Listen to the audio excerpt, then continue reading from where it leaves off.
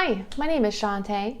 Today I thought I'd walk through some of the popular communication apps that you can use to either video chat, text, or communicate in other ways with your friends and family. There's a lot of different ways that you can call someone or message someone or video chat with someone. And we'll kind of hit some of the highlights of the most popular apps. All of these are free.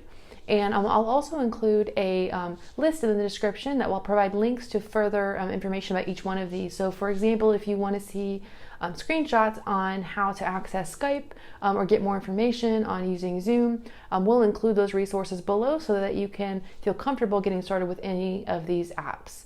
Here at the library, we are using a lot of these for our programs, primarily Zoom. So we'll have videos also talking about our specific programs. We have one about how to access book a librarian appointments. Any of these apps can be used professionally and personally. And I'll talk a little bit about each one and describe how they're used typically and what the app actually does. So first I thought we would talk about Skype. So Skype is a video chat service that you can use as an app on your phone. So you can download it to your phone or your tablet, or you can go to Skype's website on the computer and download the Skype app on your desktop or laptop. And Skype has been around for a while. So Skype is a video chat service where you can basically have a list of friends and then you can click to call somebody. You can text chat with somebody, or you can do a video call. You could also do a call with multiple people. So Skype is great because it works on a variety of platforms. It's free to use, and Skype is one of the chat services that's been around for a while.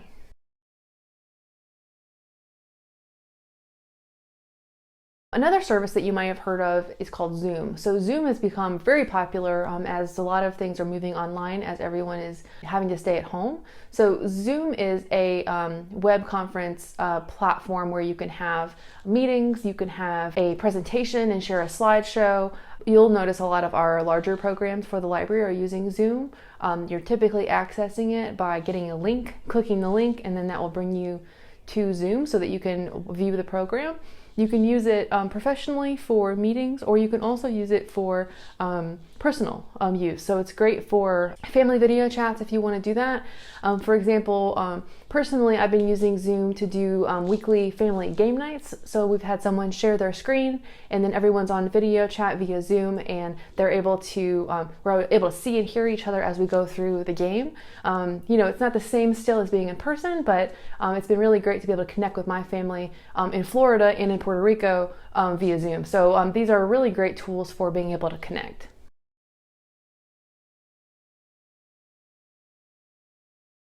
Next, I wanted to talk about Facetime.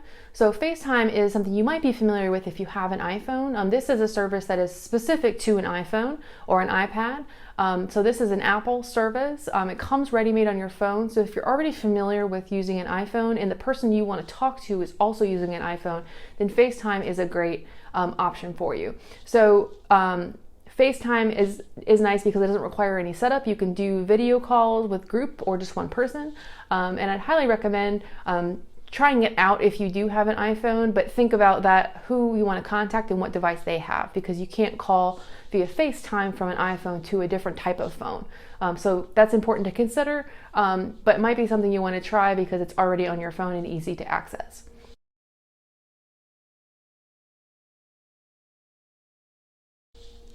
So if you don't have an iPhone, there is Google Chat or Google Hangouts as well, which is a video chat service provided by Google. So this service you can get on any phone by downloading the app, but it comes standard on most Google or Android devices.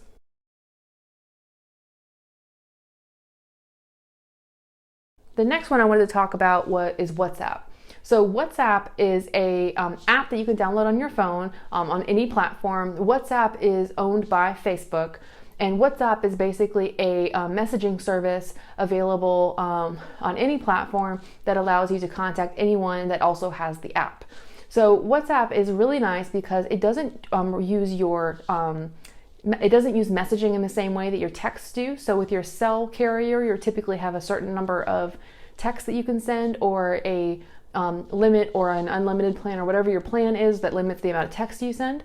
WhatsApp is completely separate from that. It only needs your data connection or your Wi-Fi, and you can send messages to anybody, and it won't affect that balance. So it's very popular with folks that are communicating with people outside of the country, because you don't have to have cell service that doesn't work in different countries or across borders. So you can access, as long as you have a Wi-Fi connection and the other person has a Wi-Fi connection, or you're using your data from your cell plan, you can communicate via text or video chat. You can share photos, you can share documents. It's a really easy to use app, and it connects directly to your phone number. So you'll download the app, and then you'll enter your phone number, and then it will show you your contacts that also have WhatsApp, so you can contact people directly from there, or you can send a message to a friend via regular text message to have them add WhatsApp, so you can talk via WhatsApp.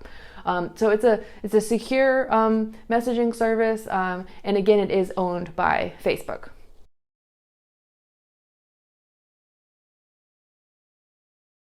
And then speaking of Facebook, Facebook Messenger is still a great way to communicate. If you're familiar with Facebook already, then this is a great one for you to try. Anyone else that has a Facebook can use it. You can download the Messenger app from Facebook separately onto your device.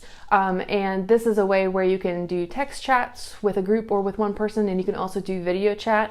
And they've also expanded the number of people you can have in a video call, as all of these chat services are being more heavily used as we're all kind of staying indoors. So really, whichever one you choose to use is up to you. I'd recommend, if there's one that you're more comfortable with already, or that your friends have, then that is a great starting place. So if you're really comfortable with Facebook, or you already know how to use Messenger on Facebook, then start with that and see how it works. A lot of these do the same thing. It's really just determining what's the best fit for you and the technology that you have and the technology that the people you want to contact have.